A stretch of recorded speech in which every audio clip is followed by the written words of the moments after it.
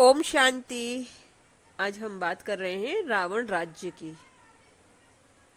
तो पहली तो बात है कि रावण जैसा विद्वान इस संसार में कोई नहीं था।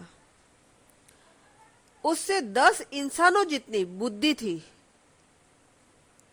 यह भी कहा जाता है कि रावण ने अपनी बुद्धि की शक्ति से प्रकृति के सभी देवताओं को अपने महल में दास बनाकर रखा था, जो उनकी सेवा में तत्पर थे।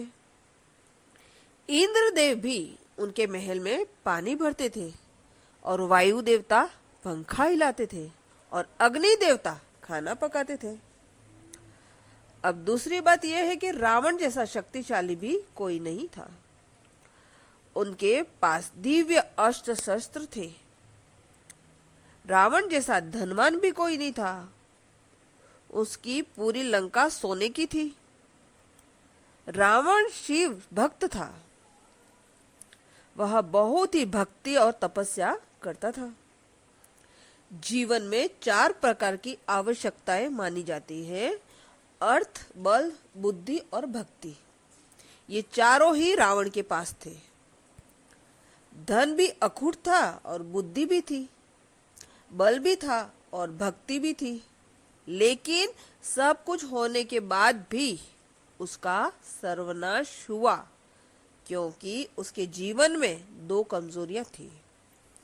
एक तो उसका अहंकार चरम सीमा पर था, बहुत ही अहंकार उसका बढ़ गया था, और दूसरा उसके चरित्रहीनता या अनैतिकता थी। यह दोनों दोष उसके जीवन में अति में आ गए थे, जिस कारण उसका सर्वनाश हुआ। आज की दुनिया की तुलना रावण राज्य से साथ की जाती है, क्योंकि इस दुनिया में सभी प्राणियों में उत्तम प्राणी मनुष्य को माना जाता है। इसके निम्नलिखित कारण है: मनुष्य जैसा बुद्धिमान कोई नहीं। विज्ञान की शक्ति से मनुष्य ने आज भौतिक सुख सुविधाओं को इतना विकसित कर दिया है कि आज मानव वायु मार्ग से उड़ने लगा है या समुद्र मार्ग से सफर करता है। भौतिकता और अपनी चरण सीमा पर है। साथ ही साथ मनुष्य ने भी अपनी बुद्धि की शक्ति से प्रकृति के सभी तत्वों को अपनी सेवा में हाजिर कर रखा है। जैसे इंद्र को भी नल के में बंद रखा, जो घरों में पानी भरता है, और वायु देवता भी स्विचों में बंद है, और जब चाहे वह व्यक्ति पंखा या एसी चालू कर लेता है, और वायु देवता उनको शीतलता का अनुभव कराने के लिए सेवा में हाजिर हो जाते हैं। ऐसे ही अग्नि देवता गैस के सिलेंडरों में बंद है, और व्यक्ति जब चाहे गैस का बटन दबाए और अग्नि देवता प्रकट होकर खाना पकाने चालू कर देता है। तो प्रकृति के सभी तत्व सेवा में हाजिर हैं। मनुष्य जैसा शक्तिशाली कोई नहीं।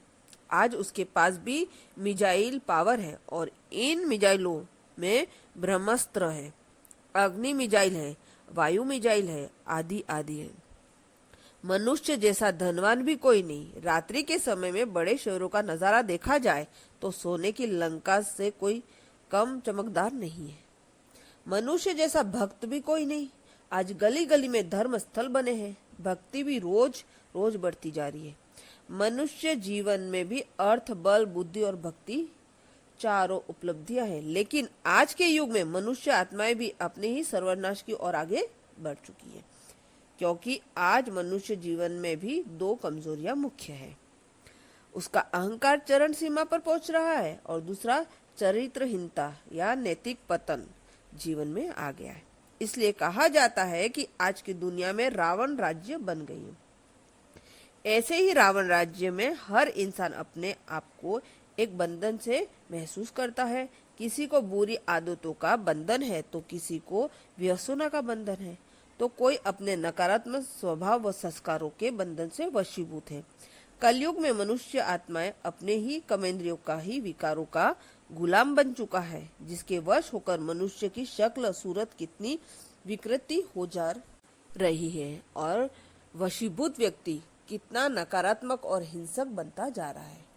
आज मनुष्य में आज के समय में मनुष्य अपनी वास्तविकता को और परमपिता परमात्मा की वास्तविकता को भूल चुका है। परमात्मा का सत्य परिचय न होने के कारण परमात्मा को कहां कहां ढूंढ रहा है। कभी अग्नि की पूजा कर रहा है, कभी वृक्षों की पूजा कर रहा है, तो कभी नदियों की पूजा कर रहा है, कभी जानवरों की पूजा कर रहा है। प्रकृति के पांचों तत्वों में ईश्वर को ढूंढ आरंभ कर रहा है।